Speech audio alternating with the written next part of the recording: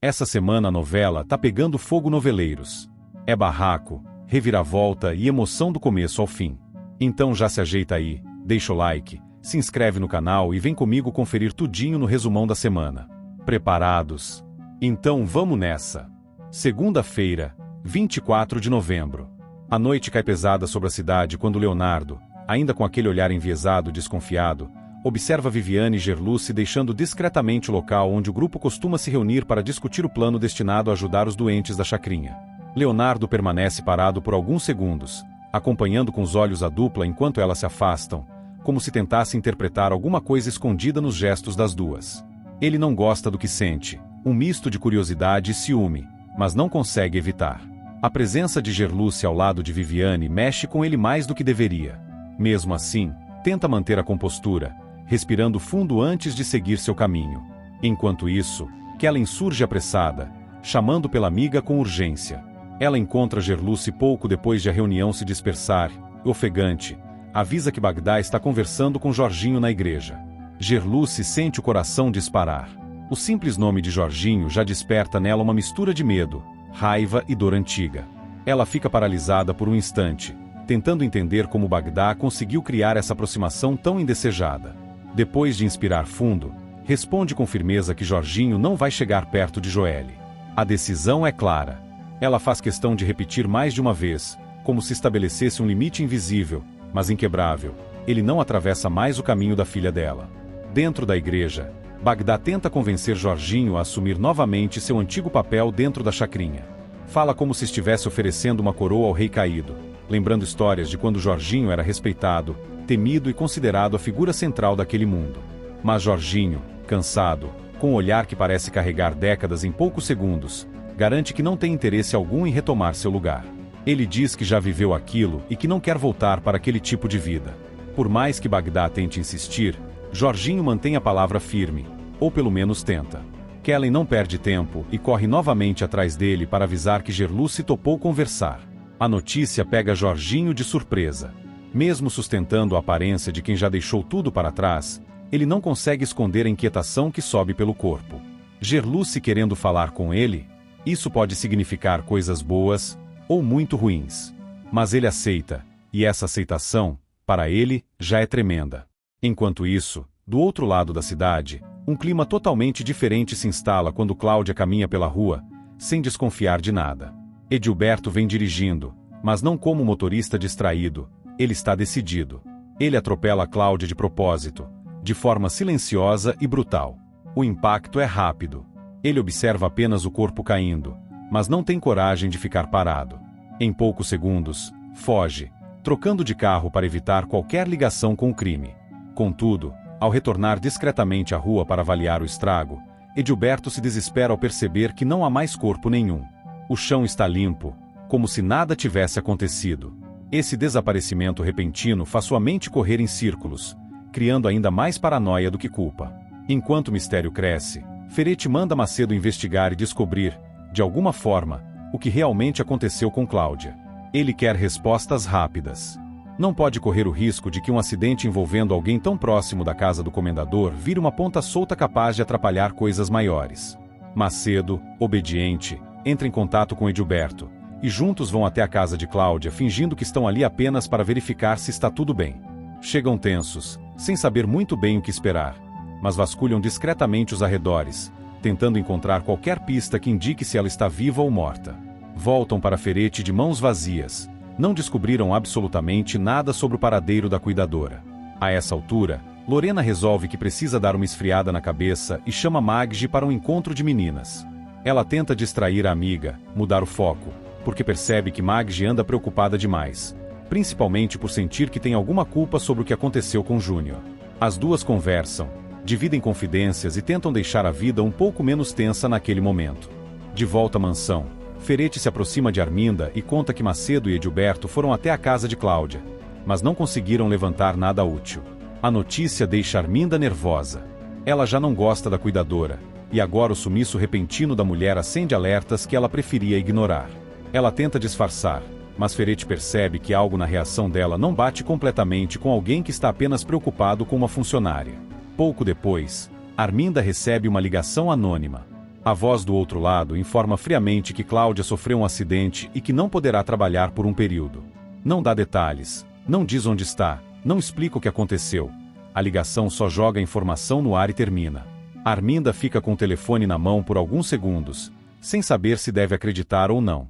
Mas a verdade é que, para ela, saber que Cláudia não aparecerá tão cedo é quase um alívio. Enquanto todas essas tramas se desenrolam, Gerluce vai até a igreja para encontrar Jorginho. Ela chega tensa, mas determinada. Não quer demonstrar medo, mas também não tem intenção de parecer vulnerável. Ao avistar Jorginho, ela se mantém firme, e antes que ele diga qualquer palavra, ela deixa claro: ele não se aproxima de Joelle. Essa é a regra. Jorginho tenta argumentar, explicar que mudou e que não quer causar problemas. Mas Gerluce, mesmo estremecendo por dentro ao relembrar tudo o que viveu ao lado dele, repete tudo novamente, pausadamente, para que ele entenda: não haverá espaço para reencontros emocionais, reconciliações improváveis ou interferências na vida da filha dela. Do lado de fora, Kellen observa de longe, torcendo para que tudo termine sem uma confusão maior. Ela sabe que qualquer aproximação entre os dois pode provocar abalos dentro da chacrinha, dentro da igreja e dentro da própria família de Gerluce. Ao mesmo tempo, Bagdá aguarda ansioso por notícias. Ele realmente acredita que Jorginho poderia voltar a ocupar seu lugar antigo, mas o homem que deixou a prisão já não é exatamente o mesmo que um dia comandou tudo. A relutância de Jorginho mostra isso com clareza. De volta à cidade, Leonardo tenta não deixar que o ciúme por Viviane transpareça. Ele viu quanto Viviane confia em Gerluce e tenta lidar com esse sentimento que insiste em surgir mesmo quando ele tenta sufocá-lo.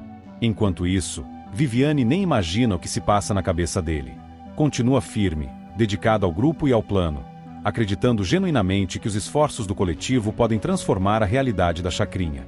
A tensão começa a se espalhar por todos os núcleos: o atropelamento misterioso, o possível retorno de Jorginho, a interferência crescente de Bagdá, a obsessão silenciosa de Ferete em manter tudo sob controle, o sentimento de culpa de Maggi, a angústia de Gerluce em proteger a filha, os olhares de Leonardo para Viviane. Tudo parece convergir para um momento em que cada pessoa vai precisar decidir o que realmente quer, e até onde está disposta a ir. E Arminda, sempre calculista, percebe que o cenário está mudando. A ligação sobre Cláudia pode significar um problema eliminado, ou uma ameaça maior escondida. Ela respira fundo, tentando reorganizar sua estratégia. Mais cedo ou mais tarde, vai descobrir quem está por trás dessa operação silenciosa. Terça-feira, 25 de novembro. O fim de tarde cai morno sobre a cidade quando Gerluce recebe mais uma abordagem de Arminda. A mulher, sempre com aquele ar dominante e ares de superioridade, insiste para que a funcionária passe a noite acompanhando Josefa.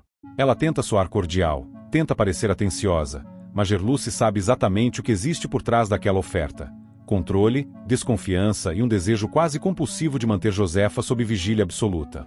Gerluce respira fundo, segura o incômodo e nega com firmeza. Diz que não pode, que já tem outros compromissos e que não pretende ultrapassar os limites de seu trabalho. Arminda, como sempre, não gosta da recusa, mas tenta disfarçar. Seu olhar, porém, endurece. É o tipo de reação que deixa qualquer pessoa em alerta, mas Gerluce se mantém firme, sem ceder ao peso daquela presença sempre opressora. Enquanto isso, José Maria conversa com Xênica perto da chacrinha, trocando confidências sobre os rumores que têm se espalhado pelo lugar com velocidade impressionante. Ele conta que o pessoal anda dizendo que os remédios distribuídos pela fundação podem ser falsos. A afirmação causa um choque silencioso em Xênica, que escuta com atenção. O boato não é pequeno, nem trivial. Se for verdade, significa que pessoas doentes podem estar sofrendo ainda mais, confiando em medicações que não servem para nada. E se for mentira, alguém está plantando essa história com um propósito bem específico. Em qualquer dos casos, o peso da informação é enorme. José Maria explica que ouviu de várias bocas, não é algo isolado, e isso só aumenta a preocupação. Do outro lado da cidade, Leonardo vive um turbilhão emocional completamente diferente. Ele finalmente tomou coragem e se declarou para Viviane. Pediu, de maneira direta e sincera, que ela pensasse na possibilidade de namorarem. Agora, ele espera pela resposta. Aguardar para ele é quase torturante. Ele anda de um lado para o outro, sem saber interpretar os sinais, imaginando 1000 possibilidades. Viviane, por sua vez, tenta organizar os próprios sentimentos, mas carrega dúvidas, preocupações e um senso de responsabilidade que vão muito além de qualquer envolvimento amoroso. Ela não quer se precipitar, mas também não quer feri-lo. Essa indecisão atinge Leonardo como um golpe inesperado. Ele começa a interpretar o silêncio de Viviane como rejeição. E, da rejeição, passa rapidamente para a sensação de traição.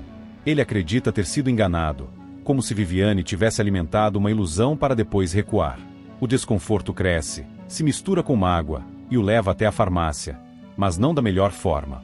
Quando chega, ele está alterado, com a voz mais alta do que deveria, exigindo respostas que Viviane não está pronta para dar naquele tom. Ele tenta explicar sua frustração, mas o faz atravessado, e isso só a irrita mais. Viviane, ao perceber que a situação está fugindo do controle, pede para que ele vá embora. Leonardo insiste, tenta se justificar, acaba levantando a voz, e ela, sem alternativa, acaba expulsando o rapaz da farmácia. O sentimento de decepção dela é tão grande quanto dele, mas naquele instante, nenhum dos dois consegue enxergar além da própria ferida. Enquanto isso, Joelle enfrenta um desconforto muito diferente. A presença constante de Paulinho ao seu lado começa a incomodá-la. Ele tenta agradar, tenta estar presente, tenta se mostrar útil e companheiro. Mas Joelle sente que está perdendo espaço, autonomia, privacidade. Ela tenta disfarçar, mas em pequenos gestos, olhares e respostas mais curtas, deixa evidente que aquela proximidade excessiva está ultrapassando limites. Paulinho, por sua vez, parece não perceber. Ou talvez perceba, mas não saiba recuar. Ele se sente responsável por ela, quer protegê-la, quer estar perto, e é isso que cria a confusão emocional que a deixa ainda mais inquieta. Em outra parte da cidade, Leonardo tenta lidar com a tempestade que se formou dentro dele. Depois da cena na farmácia, ele sai transtornado, sentindo que tudo desabou. A mistura de frustração, sentimento de rejeição e raiva se torna combustível para atitudes impulsivas. Ele acaba se envolvendo em uma discussão na rua, aparentemente por um motivo pequeno, um empurrão, um mal-entendido, qualquer coisa que, em outro momento, ele simplesmente ignoraria. Mas hoje não. Hoje ele está inflamado. A discussão cresce rápido demais. Gritos. Hostilidade. Um homem responde, depois outro. Em poucos segundos, Leonardo está no meio de uma briga para a qual não tem estrutura emocional nem física. Ele tenta se defender, tenta afastar os agressores, mas está vulnerável. O tumulto aumenta, e ele acaba sendo espancado. Os golpes caem sobre ele de forma violenta e descontrolada, como se os homens não estivessem batendo só por causa da discussão, mas por toda a raiva acumulada de suas próprias vidas. Leonardo cai no chão, tentando proteger o rosto, mas são muitos contra um. Quando finalmente os agressores se afastam, Leonardo permanece deitado, respirando com dificuldade, o corpo manchado por hematomas que começam a surgir quase instantaneamente. A rua segue seu fluxo como se nada tivesse acontecido. Algumas pessoas observam, outras fingem não ver, e poucas se aproximam para tentar ajudar. O rapaz, atordoado, tenta se sentar. A cabeça gira. Ele sente o gosto metálico do sangue e tenta entender como tudo descarrilou tão rápido. Enquanto isso, Viviane, ainda estremecida pela briga na farmácia, tenta retomar o controle emocional. Mas algo dentro dela diz que Leonardo não está bem. Uma inquietação fica rondando, insistente. Ela tenta se concentrar no trabalho, mas a sensação de que algo ruim pode ter acontecido se intensifica a cada minuto que passa. Na casa de Gerluce, o clima não é menos tenso. Ela tenta cuidar de suas próprias preocupações, especialmente com os rumores dos remédios falsos e com a sombra constante de Arminda tentando influenciar e pressionar tudo ao redor. Joelle, irritada com Paulinho, anda de um lado para o outro. Há um silêncio carregado entre mãe e filha, aquele tipo de silêncio que diz mais do que qualquer frase dita em voz alta. Do lado da chacrinha, a conversa entre José Maria e Xênica continua ecoando. Remédios falsos. Se isso for verdade, é uma bomba prestes a explodir. E se não for, alguém está manipulando a comunidade. As possibilidades são perigosas em igual medida. E, em outro canto, Leonardo permanece sentado na calçada, tentando se levantar. A dor é forte, mas a dor emocional é ainda mais intensa. Ele sente que perdeu tudo em poucas horas: a dignidade, o controle, a confiança e, aparentemente, qualquer chance com Viviane. A noite se aproxima, trazendo um peso ainda maior à solidão momentânea dele. A cidade segue respirando, mas o ar está denso, pesado, cheio de inquietações espalhadas por todos os núcleos. As relações se tensionam, Os segredos ganham força e os medos de cada personagem começam a se entrelaçar com as escolhas que cada um faz. E, enquanto a noite toma conta de vez, cada um deles, à sua maneira, tenta segurar as pontas de uma vida que parece escapar pelas frestas. Quarta-feira, 26 de novembro. A madrugada ainda nem terminou completamente quando Macedo e Edilberto chegam à fundação, trazendo informações valiosas para Ferete. Eles foram investigar a nova cuidadora que virá de Minas Gerais para ficar com Josefa, e agora relatam tudo ao patrão. Ferete escuta com atenção crescente, sempre com aquela expressão calculista, como quem enxerga 3 passos à frente. A novidade de que a mulher é parente de Macedo surge como detalhe que lhe agrada particularmente. Um sorriso discreto aparece, não pelo parentesco em si, mas pelo controle que isso lhe dá.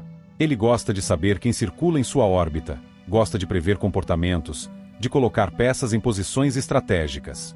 Uma cuidadora que vem de tão longe e ainda possui ligação com Macedo pode se tornar útil, manipulável.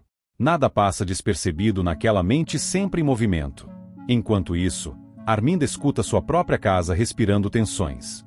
Ela está no corredor quando ouve Raul conversando com Josefa.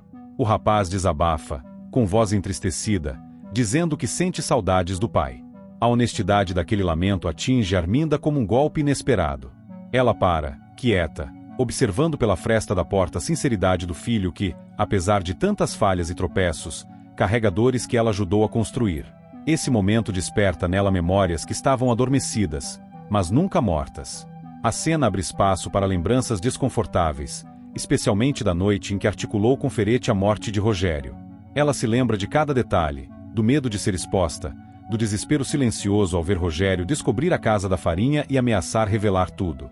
Revê mentalmente a conversa tensa que teve com Ferete, suas decisões frias, a forma como empurrou Rogério para o desfecho fatal. Nada daquele passado desapareceu, só foi enterrado sob camadas de negação. Mas ali, diante do desabafo do filho, a culpa bate à porta com força renovada. É o tipo de lembrança que queima por dentro, ainda que ela jamais a admita. Do outro lado da cidade, Leonardo chega em casa se sentindo esgotado. Ele ainda carrega no corpo e no rosto as marcas da briga que teve no bar. Não só hematomas, mas o peso emocional que o deixou em frangalhos. Quando ele abre a porta, Zenilda observa com olhos atentos e preocupados. Ela quer saber o que houve, porque ele se envolveu numa confusão daquela dimensão. Como alguém tão centrado pôde se permitir chegar àquele ponto? Ela insiste, pede explicações, pressiona com carinho e autoridade. Mas Leonardo, acuado, não quer conversar. Ele desvencilha o olhar, respira fundo, e diz que prefere não falar sobre o assunto. Depois eu explico, mãe. Agora não. Zenilda percebe que insistir pode piorar, mas não consegue esconder a angústia. Algo dentro dela sabe que o motivo não é simples. Em seguida, o foco muda para a igreja, onde Jorginho aguarda ansioso por uma conversa que acredita ser decisiva. Ele espera, talvez, um pedido de desculpa, talvez um recomeço ou ao menos uma chance de explicar seu passado. Mas quando Gerluce chega, não há espaço para diálogo brando. Ela olha firme nos olhos dele, com a coragem e a dor de quem carrega feridas profundas. E deixa claro, sem rodeios, que nunca vai perdoá-lo. Diz que o que ele fez não tem volta, que ele roubou dela mais do que tempo, roubou dignidade, segurança, paz. Sua voz não treme quando afirma que ele não se aproximará de Joelle. Não haverá contato, reconciliação, nem brechas. O pai pode querer se aproximar agora, mas a mãe levantou um muro que Jorginho não conseguirá atravessar. Jorginho tenta argumentar, diz que mudou, que se arrependeu, que quer assumir responsabilidades. Mas Gerluce mantém a postura inflexível. A conversa termina ali, e ele sente a porta se fechando com um estrondo simbólico. Joelle, sem ser notada, acaba ouvindo partes dessa conversa por meio de Kellen, que comenta com Lígia que o encontro entre sua mãe e seu pai não correu nada bem. É uma informação que mexe profundamente com Joelle. Ela respira fundo, tentando processar tudo enquanto a inquietação cresce dentro dela. A cada revelação, ela entende um pouco mais como aquela história entre seus pais é feita de dor acumulada ao longo dos anos. Enquanto isso, Ferete volta a se aproximar de Arminda com novidades sobre a nova cuidadora.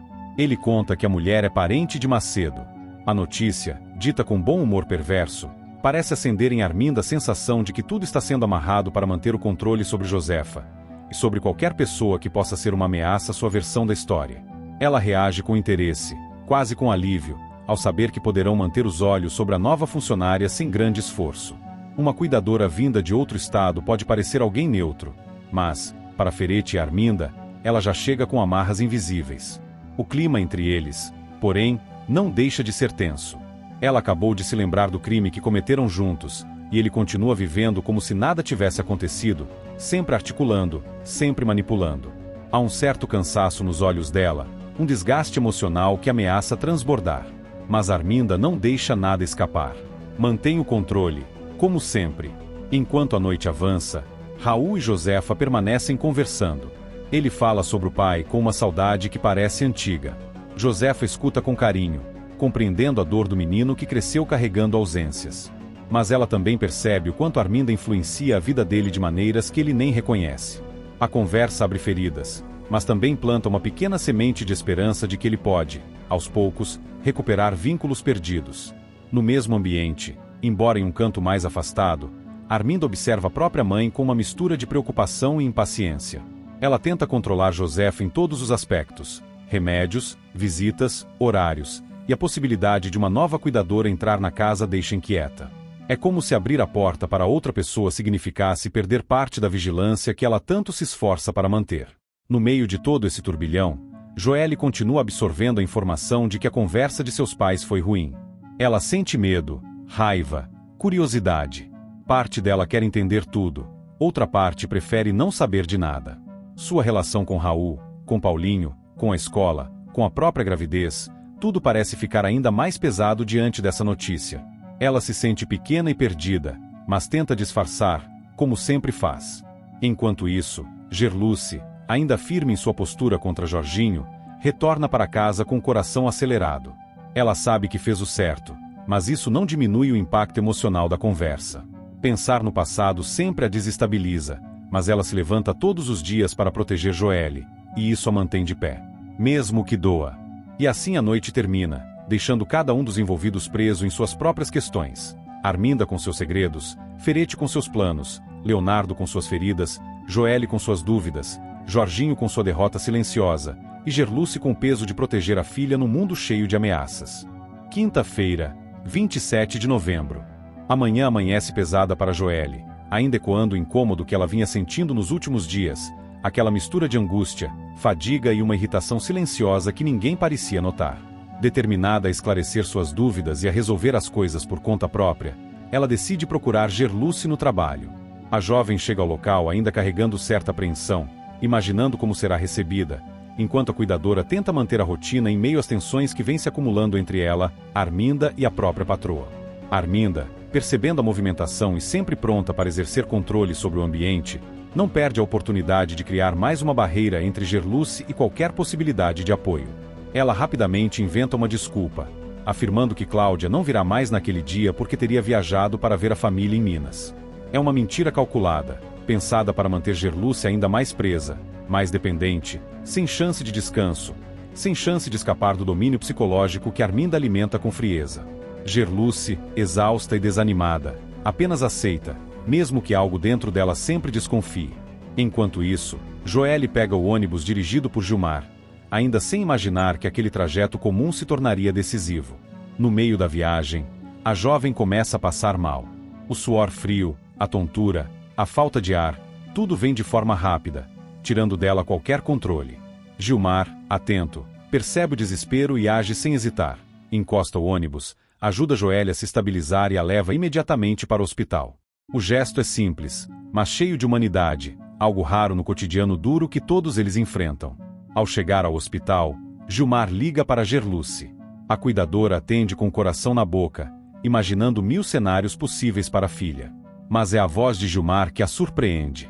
Ela reconhece na hora o tom firme e preocupado do motorista que, há pouco tempo, ela mesma temia que fosse uma má influência para Joelle. A ligação, longa o suficiente para explicar o básico, termina com um pedido urgente. Gerluce quer falar com a filha. Gilmar entrega o telefone a Joelle, que ainda recupera o fôlego. A troca entre mãe e filha é curta, mas intensa. Um alívio imenso atravessa Gerluce quando percebe que, apesar do susto, Joelle está consciente e amparada. A partir dessa conversa, ela conclui que Gilmar realmente ajudou, e que talvez estivesse errada em seus julgamentos anteriores. Decidida a ir até o hospital o mais rápido possível, Gerluce procura Arminda para pedir um adiantamento. Ela explica a situação, o desespero na voz, mas Arminda se mantém impassível, como se a dor alheia fosse um detalhe irrelevante. Em vez de compreensão, Gerluce recebe uma negativa fria, quase cruel. A patroa se nega a ajudar financeiramente, reforçando o controle que impõe sobre a cuidadora, como se a dependência econômica fosse também uma forma de mantê-la submissa. O gesto deixa Gerluce sem chão, e a frustração aperta seu peito. É Raul quem observa a cena à distância e sente a necessidade de intervir. Sem alarde, ele se aproxima de Gerluce e oferece a ajuda que ela precisa para ir ao hospital. O gesto deixa os dois desconfortáveis, mas também cria uma atmosfera diferente, algo que ambas as partes tentam não interpretar demais. No meio desse clima tenso, surge o comentário de Josefa sobre o pai do filho de Joelle, o que faz Raul se retrair na mesma hora, claramente desconfortável. As palavras dela parecem tocar em um ponto delicado, algo que ninguém ali ousa aprofundar. Enquanto isso, Zenilda comenta com Ferete que está preocupada com Leonardo. Ela sente que há algo errado, como se o rapaz estivesse atravessando uma fase sombria, e seu instinto não falha. A inquietação percorre o ambiente, como se todos intuíssem uma tensão que ainda não revelou sua forma final. Em outro ponto da comunidade, Júnior conversa com Misael e Joaquim. O clima entre eles é de inquietação crescente. Júnior comenta que Gerluce nunca mais falou sobre o plano para ajudar os doentes da chacrinha, algo que vinha rolando em conversas sutis, em preocupações veladas, mas que de repente ficou suspenso no ar, como se algo tivesse sido interrompido à força. O silêncio de Gerluce preocupa os três, especialmente em meio aos rumores de falsificação de medicamentos. Essa preocupação se intensifica quando Misael, movido por indignação, resolve agir. Sem avisar ninguém, ele faz um discurso inflamado na chacrinha, chamando a atenção de todos para o perigo que representa a falsificação dos remédios distribuídos. O discurso se espalha rápido, ecoando entre os moradores, e o burburinho cresce como um incêndio em capim seco. É nesse momento que Viviane, Júnior e Joaquim intervêm. Eles o detêm, tentando evitar que a confusão vire algo maior, mas Misael se recusa a se calar. Ele grita, acusa, denuncia, e acaba chamando a atenção de Bagdá, cujo olhar pesado atravessa como um aviso silencioso. A tensão no local aumenta, carregada de medo e desconfiança. De volta ao hospital, a médica que atende Joelle conversa com Gerluce e explica que a filha teve apenas uma queda de pressão. É um diagnóstico simples, mas alivia profundamente a mãe, que quase sente as pernas fraquejarem de alívio. A médica recomenda descanso, alimentação adequada, e reforça que o susto poderia ter sido pior. Gerluce respira fundo, emocionada, enquanto observa Joelle se recuperar. Ao deixarem o hospital, Joelle e Gerluce caminham para a saída, ainda processando tudo. Quem as vê de longe, porém, é Gilmar. Ele observa discretamente enquanto as duas entram no carro de Paulinho. A cena fecha um ciclo de sentimentos confusos no motorista. Alívio por saber que ela está bem, mágoa por não estar ao lado dela nesse retorno e uma pontinha de esperança de que o que aconteceu naquele dia tenha mudado a forma como Gerluce o enxerga. Enquanto tudo isso acontece, as tensões seguem crescendo, conectando acontecimentos aparentemente isolados como peças de um tabuleiro que, aos poucos, revelam uma trama mais ampla. Cada gesto, cada palavra, cada negação e cada ajuda desenham a realidade dura de cada personagem, e as consequências que virão ainda estão longe de se mostrar por completo. Sexta-feira, 28 de novembro. A tarde cai pesada sobre todos, como se um vento quente varresse cada canto e espalhasse inquietações que já vinham crescendo entre os moradores. O clima é de pressentimento, de rumor lento, de passos que parecem mais longos do que realmente são. É nesse ambiente que Ferete toma a decisão que vinha adiando havia dias. Em tom firme, sem rodeios, ele comunica a Macedo que investigará José Maria.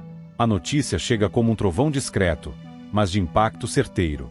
Macedo apenas observa, tentando calibrar o próprio entendimento antes de reagir. Ferete sabe que está cutucando um terreno sensível, e sua postura séria deixa claro que não voltará atrás. Os dois trocam olhares pesados, como se medindo as consequências dessa investigação que promete gerar mais ruído do que respostas imediatas. Samira, que sempre tem sua intuição aguçada, é a primeira a captar atenção no ar. Ela não demora a procurar Xênica, chamando-a num canto mais reservado.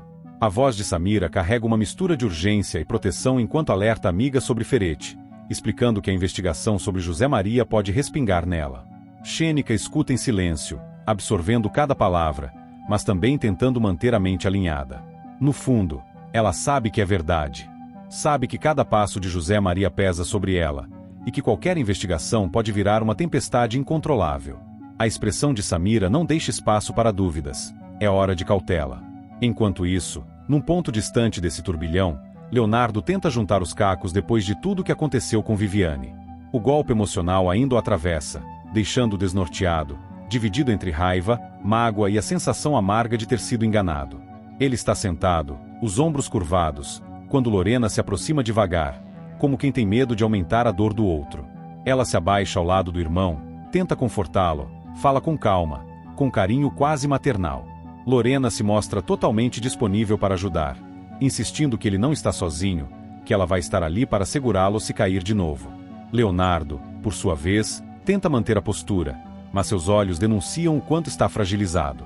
Enquanto isso, em outra parte da cidade, Juquinha entra na conversa com um entusiasmo que quebra um pouco o clima pesado do dia. Ele se oferece para emprestar a casa de praia do pai para Paulinho viajar com Gerluce. Paulinho quase não acredita na proposta, e a surpresa dá lugar a uma animação contida. A possibilidade de viajar com Gerluce acende algo dentro dele, uma esperança tímida, um desejo antigo de, finalmente, estreitar laços sem interrupções. Juquinha apenas sorri, satisfeito em ajudar, como se estivesse vendo um romance começando a tomar forma diante dos próprios olhos. Do outro lado da cidade, Joelle, ainda abalada pelos últimos acontecimentos, entra na igreja com passos firmes, surpreendendo Kellen e o pastor, que conversavam descontraídos. A jovem não hesita ao perguntar diretamente pelo pai, e a pergunta ecoa pelo templo de um jeito que ninguém esperava. O pastor tenta manter o semblante sereno, mas Kellen troca um olhar tenso com ele, já imaginando o tamanho do problema que aquilo pode causar. Porém, o clima realmente muda quando Jorginho, que observava a distância, percebe algo que o faz congelar. Joelle está grávida. A descoberta atinge o homem como uma lâmina repentina.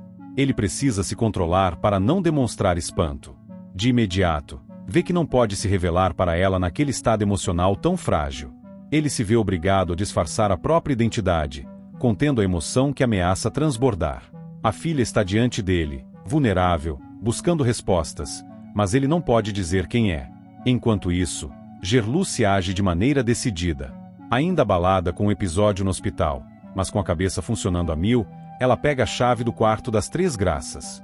A cuidadora sabe que esse movimento exige cautela, porque envolve um ambiente cheio de regras e vigilância.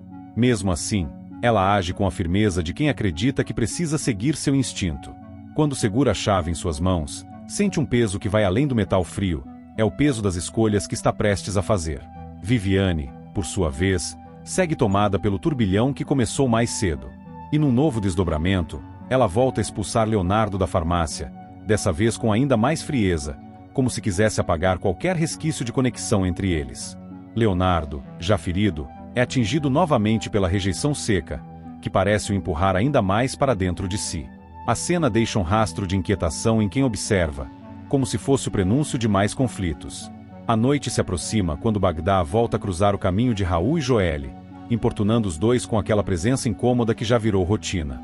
Porém, antes que a situação piore, Jorginho surge rapidamente e consegue deter Bagdá. O homem age com firmeza, sem demonstrar o vínculo emocional que carrega dentro de si. Afinal, está ali protegendo a própria filha sem que ela saiba.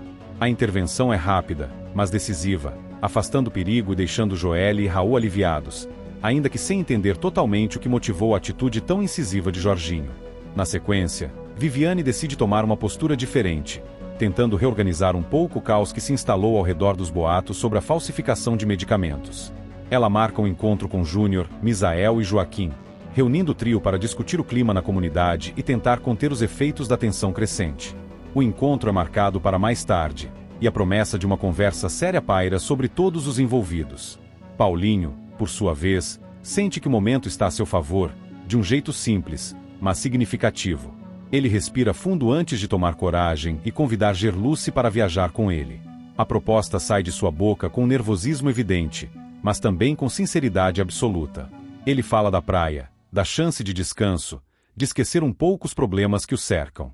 Gerluce hesita por alguns segundos, processando tudo, lembrando da oferta de Juquinha e de como o gesto veio em meio a tantas dificuldades. A ideia de viajar mexe com ela, especialmente porque envolve alguém que, silenciosamente, tem se mostrado uma presença boa em sua vida. O convite fica no ar como uma promessa, como uma oportunidade de respiro no meio da tempestade que todos parecem enfrentar ao mesmo tempo. E, enquanto o dia termina, cada personagem carrega sua própria parcela de dúvida, tensão e esperança. A trama continua a se costurar entre segredos, investigações, medos e pequenos gestos de proteção, todos apontando para um futuro em que nada parece garantido, exceto que as consequências virão. Sábado, 29 de novembro. A manhã começa arrastada, como se estivesse carregando um peso maior do que o habitual. Paulinho, ansioso e cheio de expectativa, se aproxima de Gerluce com um sorriso tímido, acreditando que, enfim, receberia uma resposta positiva sobre a viagem para a casa de praia. Mas a expressão dela logo entrega que algo mudou. Gerluce respira fundo antes de confirmar que não poderá ir. A negativa vem com delicadeza, porém firme, suficiente para ver o brilho do entusiasmo de Paulinho apagando lentamente. Ele tenta disfarçar a decepção, mas o abatimento escapa em cada gesto. O silêncio que se forma entre os dois pesa mais do que qualquer discussão, deixando claro que aquela chance, ao menos por agora, tinha escapado por entre os dedos. Enquanto isso, Samira tenta manter a compostura quando Maggi, distraída, comenta algo que muda completamente o clima da conversa: o fato de que Juquinha é policial. A revelação cai como um trovão inesperado em Samira, que engole seco. Ela disfarça a tensão da melhor forma possível, forçando um sorriso, controlando o olhar, tentando impedir que Maggi perceba o impacto da notícia. Por dentro, no entanto, sua mente corre. Ser policial significa estar no centro de investigações, no radar de Ferete, no foco de qualquer movimento suspeito. E Samira sabe que isso muda a dinâmica de tudo à sua volta. Ainda assim, ela veste a máscara da naturalidade, ignorando o frio que começa a percorrer sua espinha. Do outro lado da cidade, Joelle vive um momento de quietude que logo se transforma em inquietação. Sentada sozinha, ela deixa os pensamentos se perderem até que algo desperta. A lembrança nítida de ter visto Jorginho na igreja. O rosto que parecia tão comum agora assume um significado completamente diferente. A lembrança pulsa intensa, e ela tenta entender se realmente o viu ou se sua mente está criando laços para preencher vazios. A dúvida a deixa agitada, especialmente porque há muito tempo busca respostas que Gerluce teima em não lhe dar. Jorginho, por sua vez, enfrenta outra descoberta, uma que o atinge de modo igualmente profundo. Em conversa indireta, juntando pequenas pistas, ele descobre que Raul é o pai do filho de Joelle. O impacto o deixa momentaneamente paralisado. Não apenas está diante da filha sem poder revelar sua identidade, mas agora também sabe que será avô. A informação atravessa seu peito com força redobrada. Ele tenta manter a calma, mas a revelação o coloca diante de um turbilhão emocional que não tem como conter por muito tempo. Enquanto isso, Leonardo enfrenta uma conversa nada confortável com Ferete. Ainda machucado, emocionalmente fragilizado, ele tenta seguir invisível pelos cantos, mas Ferete não é do tipo que ignora detalhes. Ele se aproxima, faz perguntas diretas, quer saber o motivo da tristeza do rapaz. Leonardo se sente acuado, como se estivesse preso num canto sem saída. Responde de maneira vaga, desviando o olhar, tentando evitar que Ferete perceba o quanto está abalado. A pressão aumenta a sensação de sufocamento, como se cada pergunta fosse uma mão apertando seu peito.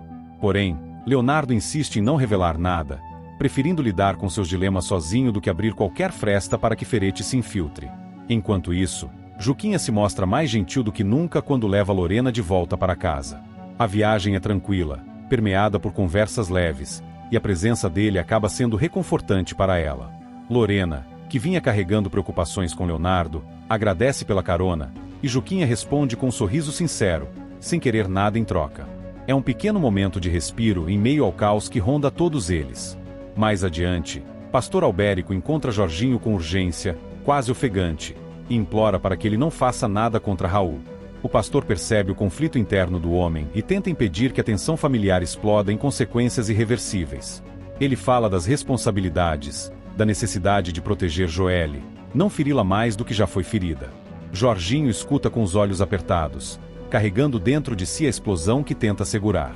O pedido do pastor é sincero, e Jorginho entende, mas nada ameniza o turbilhão que cresce dentro dele desde que descobriu a verdade. Enquanto isso, Josefa conversa com Gerluce com o carinho típico de quem enxerga além das palavras ditas. Ela incentiva a amiga a aceitar o convite de Paulinho, lembrando que ela também merece momentos de alegria, descanso e afeto. Josefa fala com doçura, mas também com firmeza, fazendo Gerluce refletir sobre sua hesitação, seus medos e sobre o quanto tem se fechado nos últimos tempos. A conversa parece abrir uma fresta dentro dela, permitindo que a dúvida se misture a uma ponta pequena e tímida de desejo. Mais tarde, Gerluce respira fundo e procura Paulinho novamente, dessa vez com outro olhar. Ela o encontra e, sem rodeios, avisa que decidiu ir para a casa de praia com ele. A expressão de choque feliz no rosto de Paulinho é tão espontânea que emociona.